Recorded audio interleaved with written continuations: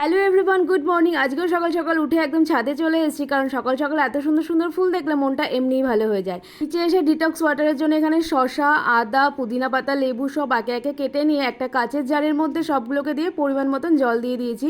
এটা সারাদিন অল্প অল্প করে খেতে থাকবো, এটা খাওয়া নাকি শরীরের জন্য খুবই ভালো, সেই জন্য আজকে থেকে আমিও স্টার্ট করলাম।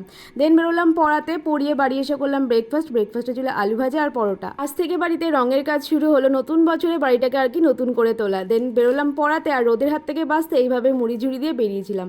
বাড়িতে এসে তারপর খেলাম ডিটক্স ওয়াটারটা, তারপর দেখলাম মা আবার দিল বানিয়ে গুড়ের জল, কারণ এই গরমের মধ্যে জল ছাড়া যেন আর কিছুই খেতে ভালো লাগছে না। দেন স্নান করে বসলাম লাঞ্চে ছিল আজকে সিম্পল ভাত, একটা সবজি, তার সাথে ছিল ইঁচড় চিংড়ি। অনেকদিন পরে আমি মা বাবা তিনজনে একসাথে বসলাম লাঞ্চ করতে একটা টানা ঘুম দিয়ে সন্ধ্যাবেলা টিফিনে গেলাম চা, নিমকি, মুড়ি।